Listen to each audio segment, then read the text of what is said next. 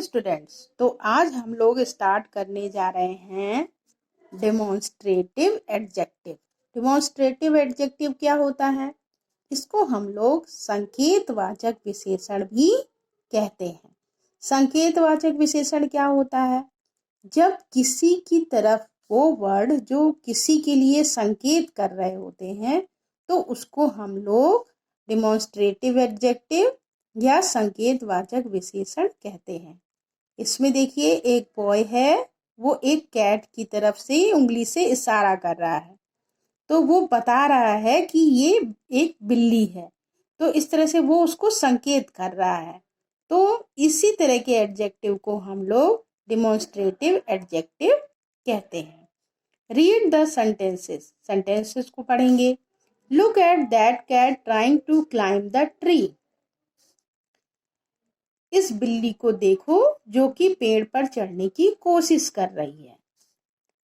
तो this house belong to my uncle. ये घर मेरे अंकल का है या उनसे बिलोंग करता है। I like these mango. मैं इन आम को पसंद करता हूँ।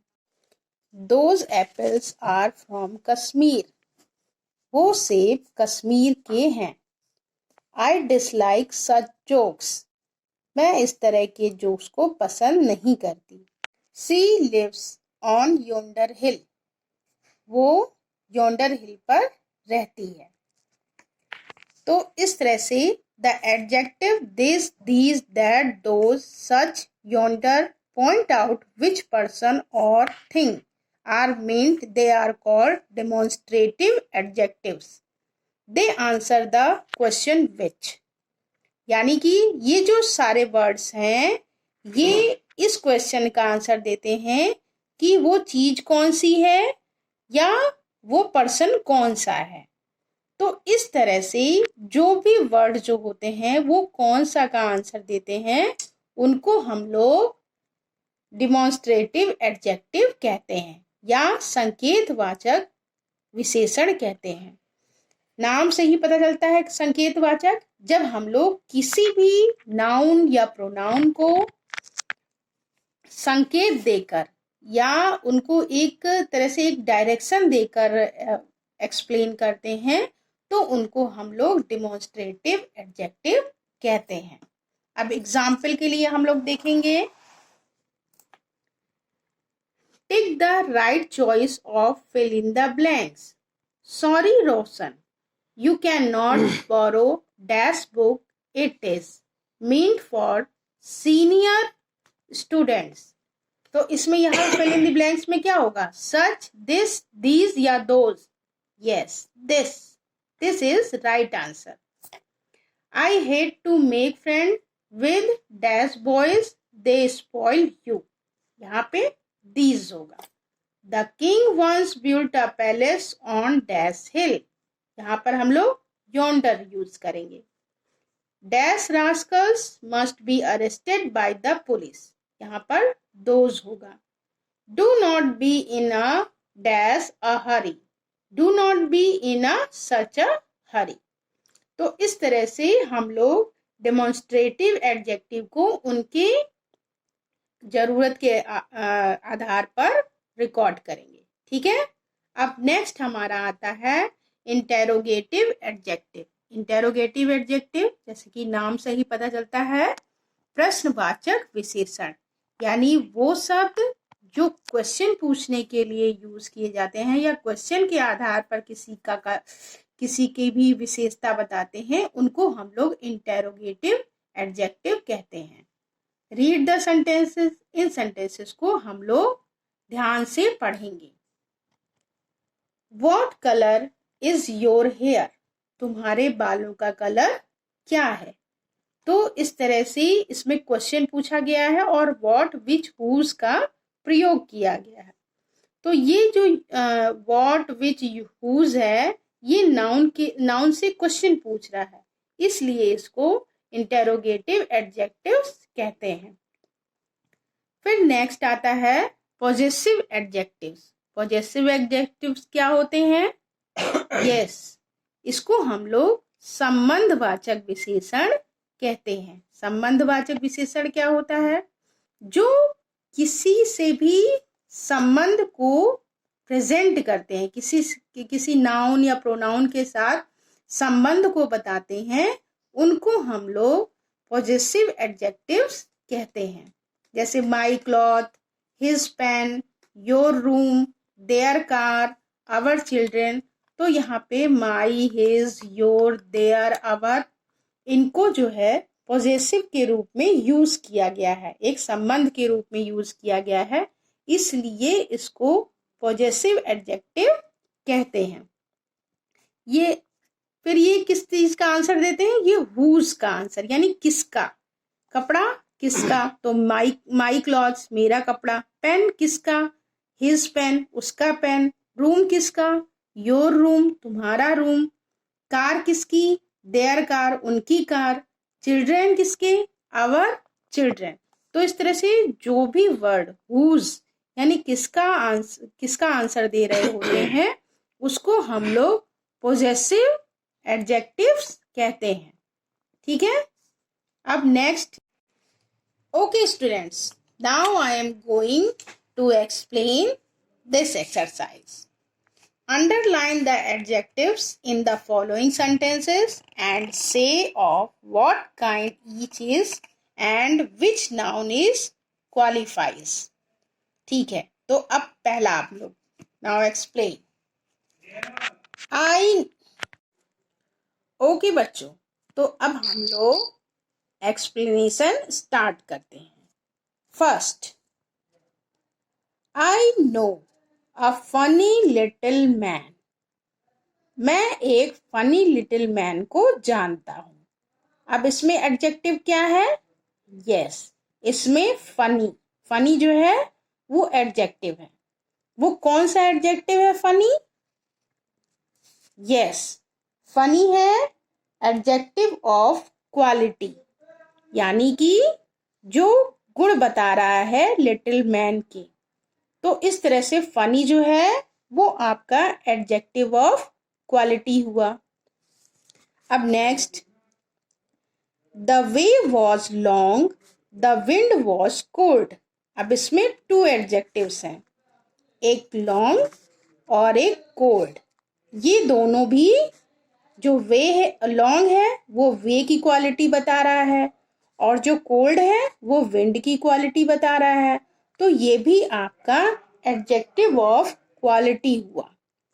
नेक्स्ट आता है, he is a man of few words. He is a man of few words. तो इसमें एडजेक्टिव क्या है? यस, इसमें एडजेक्टिव है फ्यू। फ्यू जो है एक निश्चित नंबर नहीं है, तो इसको हम लोग एडजेक्टिव्स ऑफ नंबर्स कहेंगे। ठीक है, ये फ्यू क्या है? आपका एडजेक्टिव ऑफ नंबर्स है। और वो कौन सा नंबर है? इसमें कोई भी नंबर जो है वो निश्चित नहीं है, तो इसको हम लोग क्या कहेंगे? इसको हम लोग इंडेफिनिट न्यूमरल एडजेक्टिव कहेंगे।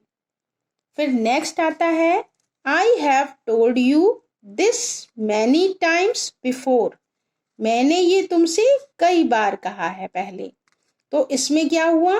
मैनी यूज हुआ है। मैनी भी आपका क्या है?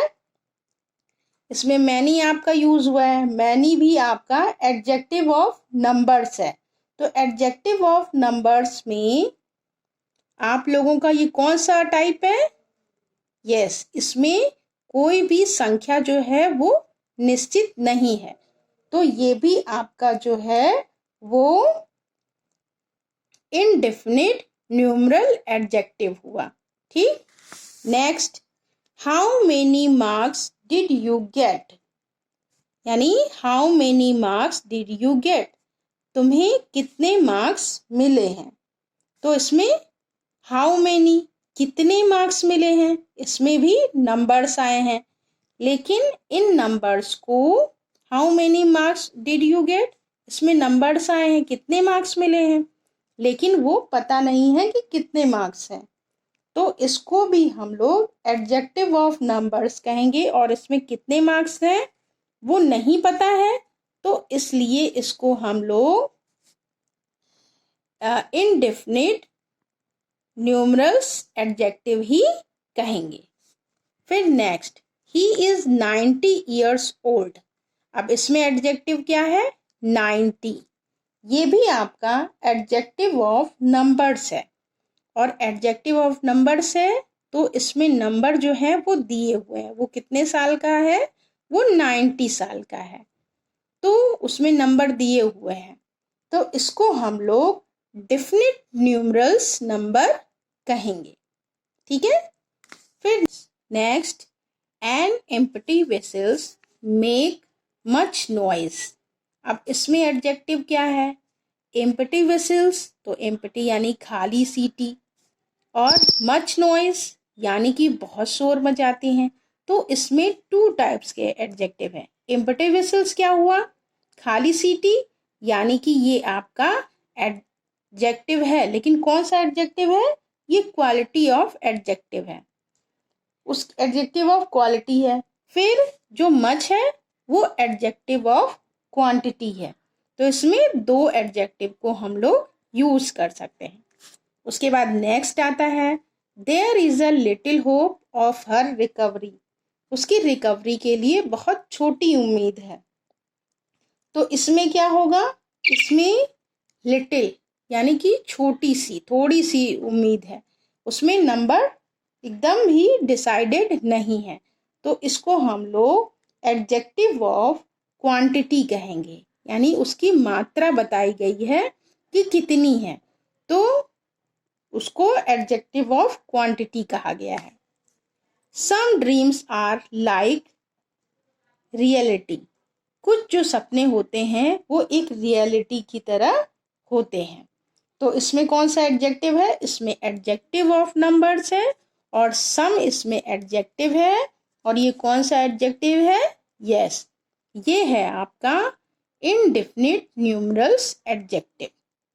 फिर next, he lives on yonder mountain. इसमें एडजेक्टिव क्या है? योंडर। तो योंडर जो है वो आपका कौन सा एडजेक्टिव है? ये आपका डिमॉन्स्ट्रेटिव एडजेक्टिव है। तो इस तरह से ये सारे एडजेक्टिव को हम लोगों ने इस एक्सरसाइज से एक्सप्लेन किया है। अब नेक्स्ट आता है, read the following pairs of adjectives. In such pair the second adjective means exactly the opposite of the first one। अब इसमें एडजेक्टिव दिए गए हैं, दूसरी तरफ भी एडजेक्टिव ही हैं, लेकिन वो एक ऑब्जेक्ट इसके अपोजिट की तरह से यूज किए गए हैं। तो जैसे कि गुड, गुड का bad, right wrong, dry wet, poor rich, weak strong, sweet sour, clean, dirty, happy, sad, hot, cold, stale, fresh, bold, narrow, heavy, light, lucky, unlucky, hard, soft, rough, smooth, quick, slow, deep, shallow, wise, foolish, cruel, kind, young, old। Next, dear, cheap, high, low, coarse, fine, beautiful, ugly, late, early, bright, dull, clever, stupid, long, short, many, few, wild, tame। तो इस तरह से ये जो है adjectives हैं, और इन्हीं के अपोजिट एडजेक्टिव्स के रूप में इनको यूज किया गया है। अब ये आज आपका होमवर्क है। आप सब लोग इस होमवर्क को, ये जो बॉक्स में दिए हुए आंसर, इनको लेकर इस होमवर्क को कंप्लीट करना है और हमारे मैसेज बॉक्स में सेंड करना है। ठीक है? Okay, now thank you students.